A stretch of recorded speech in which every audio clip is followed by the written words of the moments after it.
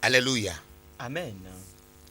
Mie dogbena novi tidipe nous pola de le ezanya le mia peto plenia de la Jésus Christ comme. Nous saluons un bien-aimé téléspectateur cette nuit dans le nom de notre Seigneur Mie Jésus. dakpena papa Jehovah le mikata nya pa gbeta. Nous rendons grâce au Père éternel pour vos vies et à vous tous. Le ezanya la mia pe subola mia pe adola pasteur Pomeyaira Boniface Tenge gal mia pe nkume. Cette nuit, vous avez encore devant vous votre serviteur et votre collaborateur, le pasteur Pomeyaira Boniface Tenge. Alléluia. Amen. Ezanya mie di mia ponu po kude bogboko kwemuti. Cette nuit, nous voulons parler du Saint-Esprit. Wodeka pa plemi mia dogbeda. Joins-toi à nous, nous allons prier. Papa mie dakpena o. Père, nous te disons merci. Agbefia mie doreji. Roi de vie, nous t'exaltons. Ta parole est vie, ta parole est esprit. Touche nos vies et touche nos cœurs. Fais ce que les hommes ne peuvent pas faire. Et qu'à toi seul soit toute la gloire.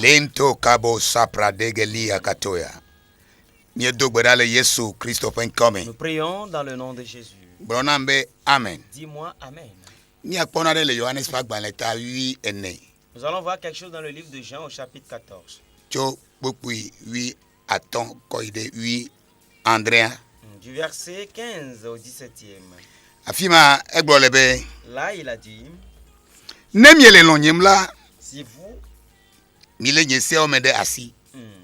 si vous m'aimez, gardez mes commandements. Praise God. Alléluia. Qui disait cela?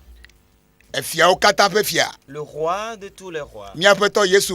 Notre Seigneur Jésus-Christ. C'est lui qui le disait à ceux qui le suivent. Il nous dit à vous et moi cette nuit que s'il est vrai que nous l'aimons, alors nous devons garder ses commandements. Alléluia. Amen. C'est quelque chose que de dire que tu aimes quelqu'un. Mais c'est une autre chose que de garder ses commandements ou ses ordres. Alléluia. Amen. Et garder les commandements, qu'est-ce que ça veut dire? Ça veut dire mettre en pratique les commandements. Honorer le commandement. Praise God. Alléluia. Mais de nos jours, nous nous trompons disant que nous aimons Dieu. Nous nous trompons disant que nous aimons notre patrie. Et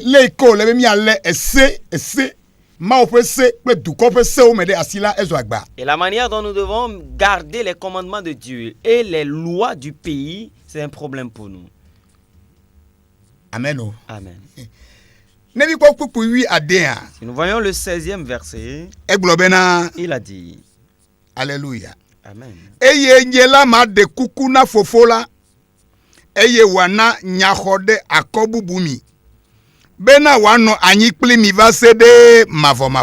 Et moi, je prierai le Père, et il vous donnera un autre consolateur, afin qu'il demeure éternellement avec vous. Français Bible un autre consolateur. La version française dit un autre consolateur. C'est notre Seigneur Jésus-Christ qui le dit. Il dit que lui, il priera le Père, afin qu'il nous donne un autre consolateur. Et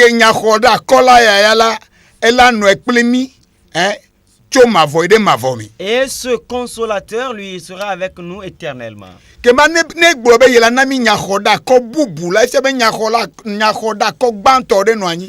s'il dit qu'il nous donnera un autre consolateur, ça veut dire qu'il fut un autre consolateur avant. Et le premier consolateur qu'il y avait était notre Seigneur Jésus-Christ lui-même. Lorsqu'il était avec eux, il les consolait, il les enseignait, il les guérissait, il ressuscitait les morts, il ouvrait les yeux à ceux qui ont les yeux aveuglés, il a donné à manger à des gens. Et lorsqu'il allait repartir, il leur a dit qu'il vous est meilleur que je m'en aille. Et ici, il leur dit, le Père enverra un autre consolateur à vous. Praise God. Alléluia. Alléluia. Amen. Et quoi? Vois-tu, bien-aimé, tu as besoin du Saint-Esprit. Qu'est-ce que donc fait le consolateur? Qu'est-ce que cela signifie, consolateur? C'est quelqu'un qui console. Alléluia. Amen. Si quelque chose fait en sorte que tu pleures, tu as le cœur brisé, cette chose qui fait en sorte que tu pleures, il va enlever la chose. Si quelque chose fait en sorte que tu te plains, il va enlever cette chose. Si c'est quelque chose qui a fait en sorte que tu es devenu malade, il va enlever la chose. Alléluia. Amen.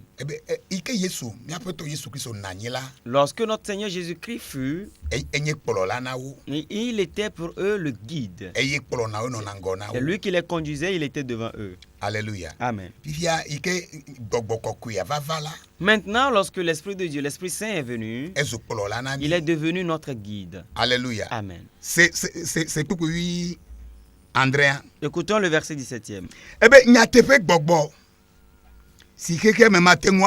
L'Esprit de vérité que le monde ne peut recevoir, parce qu'il ne le voit point et ne le connaît point. L'Esprit de vérité que le monde ne peut recevoir. Qu'est-ce que cela veut dire? Cet esprit de vérité, c'est l'Esprit Saint. Alléluia. Amen. Alors, s'il y a un esprit de vérité, il y a aussi donc un esprit de mensonge. Ça, c'est l'esprit impur. L'esprit de Satan.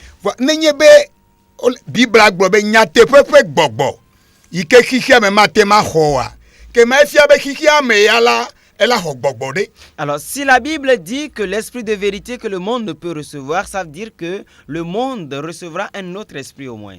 Alléluia. Amen. Parce que la nature a horreur du vide. Amen. Amen. Tu ne peux dire que tu n'as reçu aucun, tu es libre, tu es juste comme ça, c'est pas possible. Il dit l'esprit de vérité que le monde ne peut recevoir. Mais le monde, c'est qui? Ceux qui n'ont pas reçu la nouvelle naissance. Ceux du monde. Qui vivent selon que le monde avance. Tu n'as pas reçu la nouvelle naissance. Tu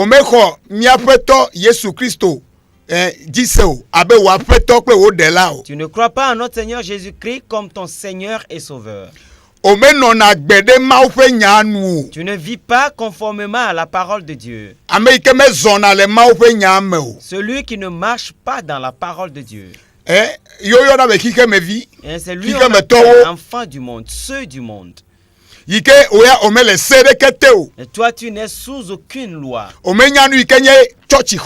ne sais ce qu'on appelle église. Et tu ne sais pas ce qu'on appelle Dieu. Et les principes, les préceptes du ciel et de la Bible, tu t'en fous. Tu peux prendre 10 épouses. Tu voles, tu peux mentir. Et tu es pour la fornication, l'avortement. Alléluia. Amen. Praise God. Alléluia. Peut-être que tu vas à l'église, mais tu es encore occultique. Tu es dans la franc-maçonnerie. Un peu d'église, un peu de gris-gris. Tu es dans la secte Ogboni. Tu es dans un idole. Tu es dans une adoration de mensonges. Tu ne te tiens pas dans la parole de Christ. Ce sont ces gens que nous appelons les gens du monde. Ceux du monde. Eux, ils ne craignent pas Dieu. Il n'y a pas Dieu dans leur vie. Alors la Bible dit, l'esprit de vérité, qu'on appelle le Saint-Esprit, ceux du monde ne peuvent pas le recevoir. Alléluia. Amen. L'esprit de vérité, que le monde ne peut recevoir parce qu'il ne le voit point. Praise God. Alléluia. Et ne le connaît point. Bien-aimé, le Saint-Esprit est une personne. Ce n'est pas une pigeon, ce n'est pas une chose qu'on ne peut pas voir, mais c'est une personne. Il parle. Il réprimande. Il conduit. Bien-aimé, si tu ne l'as pas, si tu n'as pas reçu le Saint-Esprit, tu ne peux jamais être enfant de Dieu. Tu ne peux pas marcher conformément à la parole de Dieu. Et si la personne n'a pas reçu le Saint-Esprit, elle recevra forcément un esprit. L'esprit impur.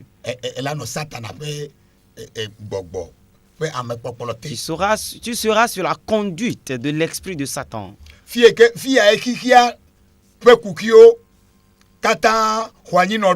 C'est ici où tous les problèmes du monde restent.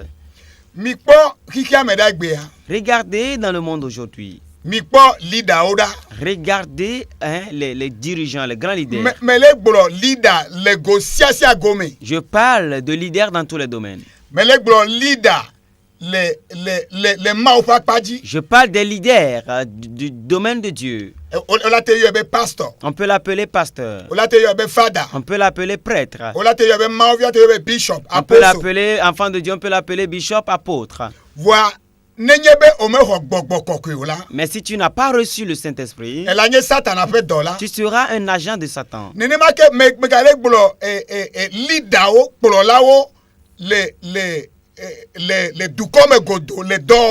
De cette même manière, je parle aussi des leaders, des dirigeants dans les grandes entreprises, dans les entreprises du monde. Je parle des présidents. Je parle des politiciens. Je parle de grands ministres. Je parle des enseignants. Je parle d'un entraîneur. Je parle des généraux. Que si tu n'as pas reçu le Saint-Esprit, tu ne donnes pas ta vie à Jésus. Et Jésus n'a pas autorité sur ton corps, ton âme et ton esprit en tant que Seigneur et Sauveur.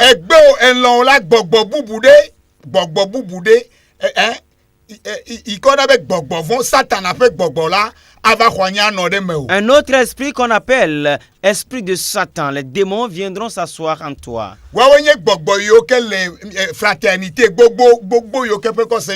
Ce sont ces esprits qui sont dans les multiples fraternités dont nous entendons parler aujourd'hui. Comme Krishna, Bouddha.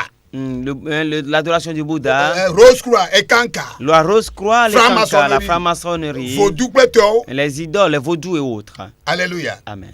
Les là, inconsciemment, et des fois même bien consciemment, ces démons vont te conduire. Et lorsque ces démons te conduisent, tu ne peux plus dire la vérité. Alléluia. Amen. Tu ne peux plus être quelqu'un qui fait du bien. Tu ne peux plus avoir compassion des gens.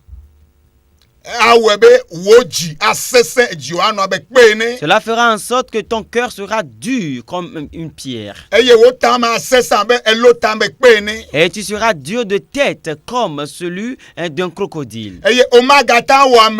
Et tu ne peux plus te comporter dignement d'un humain. Tu ne peux pas dire la vérité à ton époux ou à ton épouse à la maison. Amen. Amen.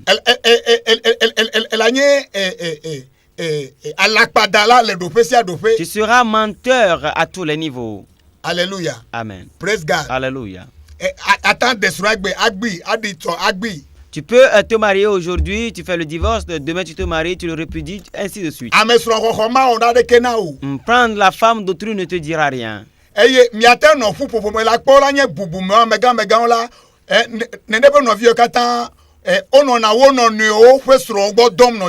Ils peuvent être dans des associations, dans des grands regroupements, et ces gens-là, ils couchent avec chacun avec l'épouse de l'autre et ça ne leur dit rien. Parce que tu n'as pas le Saint-Esprit. Tu ne peux pas marcher dans le plan de Dieu. Et tu vas vivre juste comme cela. Et un jour, la destruction et la mort viendront sur toi subitement. Parce que celui dont tu es serviteur et qui est Satan,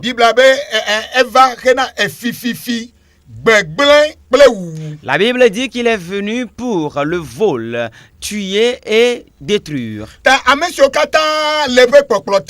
Alors tous ceux qui sont sous sa direction,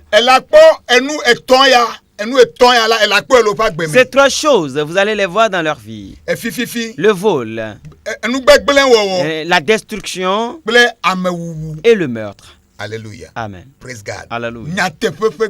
L'esprit de vérité que le monde ne peut connaître parce qu'il ne le voit pas et ne le connaît point. Il a continué en disant, Alléluia. Mais vous le connaissez.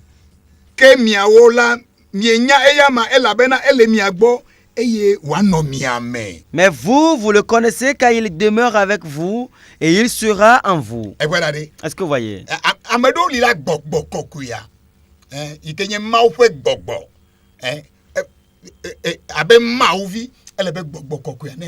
À certains, le Saint-Esprit, qui est l'Esprit de Dieu, en tant qu'enfant de Dieu, il faut qu'il demeure en toi. Et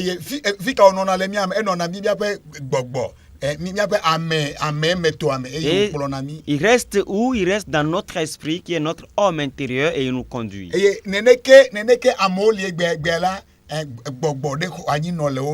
c'est comme cela qu'il y a des gens aujourd'hui où un mauvais esprit est venu siéger en eux. C'est ce qui fait que tout ce qu'on te dira à toi, cette personne, tu ne vas pas obéir.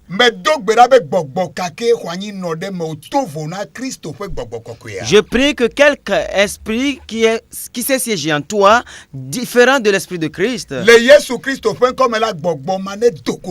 le nom de Jésus, que cet esprit sorte de toi. Et je demande maintenant même que le Saint-Esprit vienne en toi.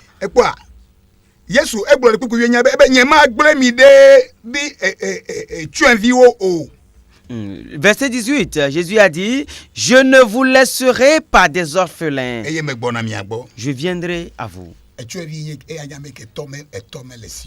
L'orphelin, c'est celui qui n'a pas de parents. Il n'a pas de père, il n'a pas de mère. Alors, qu'est-ce que le Saint-Esprit fait? Il devient pour nous un père. Il conduit. Alléluia. Amen. Toi-même, vois les responsabilités du père dans la vie des enfants. Et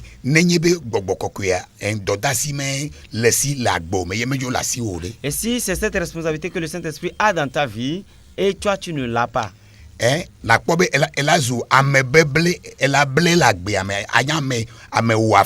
tu verras que tu seras une personne à moitié, une personne partielle, une personne exposée dans cette vie. Alléluia. Amen. Praise God. Alléluia. Parce que tu vas éprouver les difficultés de la vie. Parce que la Bible dit, dans Romains 8, le verset 26, elle dit que lorsque le Saint-Esprit sera venu, il nous aidera. Il nous aidera dans toutes nos faiblesses. Bien-aimés, nous sommes un esprit. Nous sommes un homme esprit, nous avons une âme. Et nous vivons dans un corps. Le corps ne se répand pas. Le corps a des faiblesses. C'est ici où le Saint-Esprit nous aide.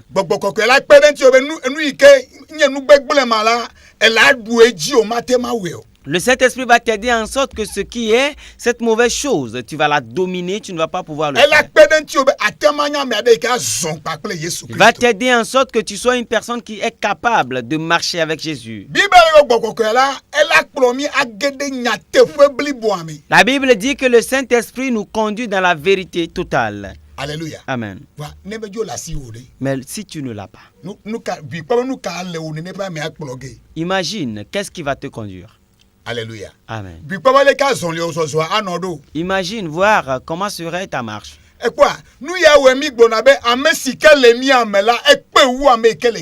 Vois-tu, c'est ce qui fait que nous disons que celui que nous avons est plus grand que celui qui est dans le monde. Alors il y a quelque chose en nous qui est Dieu. Et cette divinité est en nous. Alléluia. Amen. Praise God. Alléluia. S'il y a quelque chose que tu dois rechercher dans cette vie plus que tout, c'est le Saint-Esprit.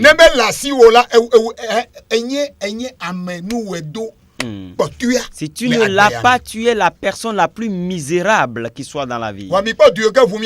Mais regardez les courses que nous faisons de nos jours. Nous courons vers l'Inde. Et les gens se donnent à des démons bizarres. C'est ce qui fait que même les animaux sont plus intelligents que l'homme. Alléluia. Amen. Je n'ai jamais vu un chien entretenir des rapports sexuels avec un autre chien. Et je n'ai jamais vu une poule monter sur une autre poule. Mais le Saint-Esprit que le monde n'a pas reçu, que les hommes n'ont pas reçu, même les gouvernements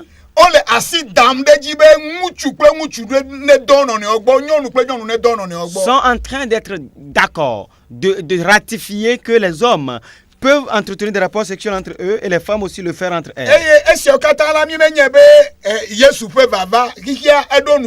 Et dans tout ça là, nous ne savons pas encore que la fin du monde est proche et que l'avènement de Jésus est si proche. Bien aimé, ça s'est déjà produit à Sodome et à Gomorrhe et Dieu a détruit cette ville. C'est pour cela que la Bible dit heureux le peuple pour qui l'Éternel est Dieu. Je prie que l'Éternel soit un Dieu pour les Togolais, qu'il soit un Dieu pour les Africains. Si nous voyons Galates 5 à partir du verset 22,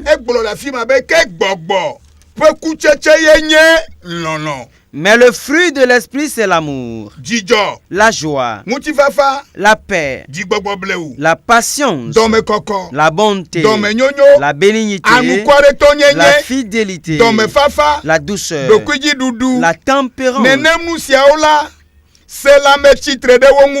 La loi n'est pas contre ces choses. Ceux qui sont à Jésus-Christ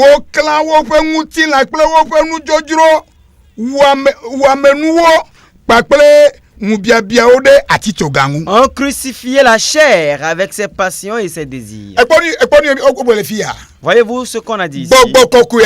Le Saint-Esprit, il a ses fruits. Alléluia. Amen. C'est cela que Jésus a dit, que tout arbre qui ne porte pas du bon fruit sera déraciné.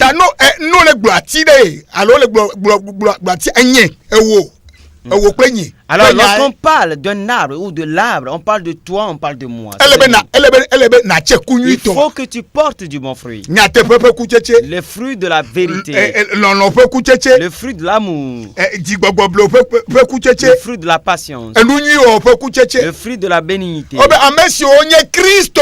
On dit ceux qui sont à Christ.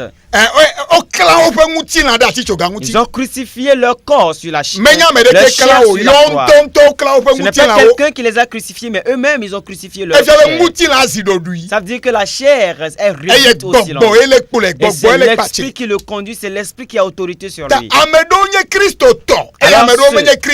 Alors certains sont des chrétiens et d'autres ne le sont pas.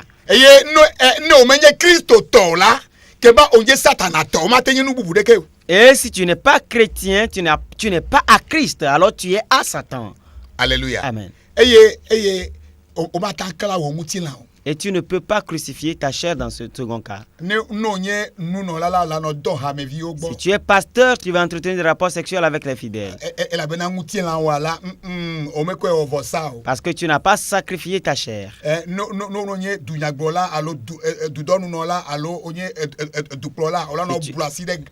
Tu es président, ministre ou une grande personnalité, tu vas corrompre les choses et faire de faux comptes. La corruption. Le temps nous fait même défaut. Bien-aimés, notre problème est que nous n'avons pas reçu le Saint-Esprit, que le peuple n'a pas reçu le